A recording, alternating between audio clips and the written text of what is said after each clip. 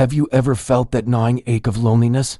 That feeling of being disconnected, even in a world full of people? It's a feeling many of us know all too well in our modern lives. We scroll through social media, seeing curated highlight reels, and somehow feel even more alone. We send texts and wait for replies, hoping for a connection that often feels just out of reach. But what if I told you there was a time and a place where loneliness as we know it simply didn't exist? Imagine this. You're on a small, lush island in the vast expanse of the Pacific Ocean. The sun is setting, painting the sky in fiery oranges and soft purples. As dusk settles, you don't retreat into your own private space. Instead, you walk towards the shore, drawn by a sound that begins as a low, gentle hum. There, with the rest of your community, you join in. It's a nightly ritual, as constant as the tides. Men, women, and children, all gathered together, their voices rising and falling in a collective chant. This isn't a performance, it's a conversation with each other, and with the ocean itself. This is a glimpse into a way of life that our friends at CultureZap brought to our attention. They shared this fascinating idea. On these tiny islands, people didn't post online about missing someone or feeling isolated. They didn't have a word for the kind of chronic loneliness that plagues our society. Instead, they had a practice. They sang their solitude away. They believed that the great ocean listened to their collective voice, their shared emotions, and answered them in the gentle rhythm of the waves. It was a profound, spiritual connection that bound them together and to the world around them. Now, you might be thinking, that sounds beautiful, but is it just a charming folk tale? Well, what's truly incredible is how this ancient wisdom is now being validated by modern science.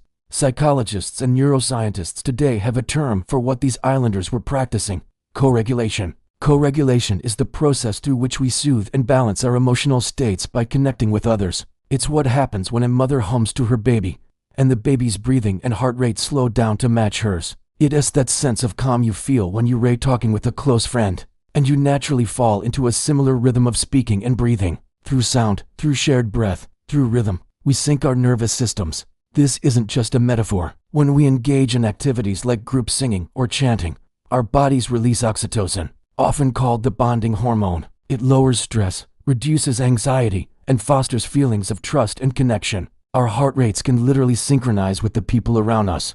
Think about that for a moment. These Pacific Islanders, without any scientific equipment or textbooks, had intuitively discovered a powerful biological mechanism for creating social harmony and emotional well-being. Their ritual wasn't about suppressing feelings of sadness or longing. It was about bringing those feelings out into the open, into a safe, collective space. Imagine you had a difficult day, or you were missing someone who was far away. Instead of bottling that feeling up, you could bring it to the shore. As you hummed with your community, your personal sorrow would merge with the collective sound. It wouldn't just disappear, but it would be held, shared, and transformed by the group.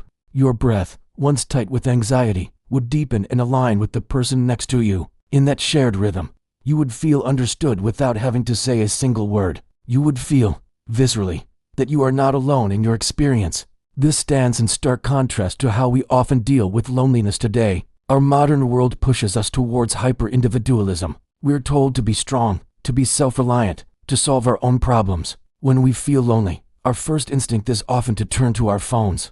We look for a quick fix, a distraction, a fleeting connection in a digital space.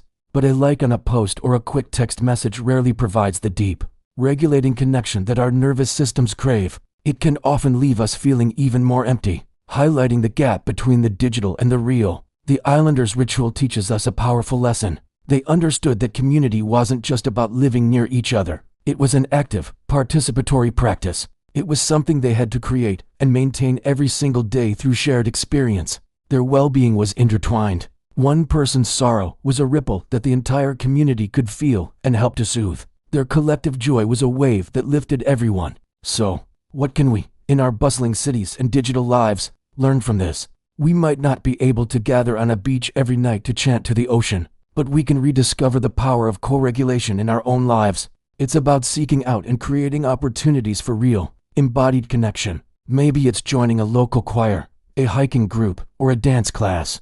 It's about finding activities where you can share a rhythm with other people, singing happy birthday at a party, cheering together at a sports game, or even just taking a walk with a friend and falling into step with them. These are all small acts of co-regulation. It's about prioritizing face-to-face interaction over digital communication whenever possible. Hearing the tone of someone's voice, seeing their facial expressions, feeling their presence, these are all crucial data points for our nervous systems. They are the ingredients of genuine connection that a screen simply cannot replicate. The next time you feel that pull of loneliness, maybe pause before you pick up your phone. Think about how you could create a shared rhythm with someone. Could you call a friend instead of texting? Could you suggest a walk in the park? Could you put on some music and have a living room dance party with your family or roommates? The message from CultureZap is a profound one. Loneliness was never our natural state. For millennia, humans have thrived in close-knit communities, using rhythm, sound, and shared experiences to regulate our emotions and strengthen our bonds. We are hardwired for this kind of connection. It's in our DNA. The chronic loneliness that many experience today is not a personal failing. It's a symptom of a society that has drifted away from these ancient practices of togetherness. But the good news is, we can find our way back. We can consciously choose to weave these practices back into the fabric of our lives. We can build our own modern-day islands of community, our own rituals of connection. It starts with recognizing that our well-being is not just an individual pursuit, but a collective one.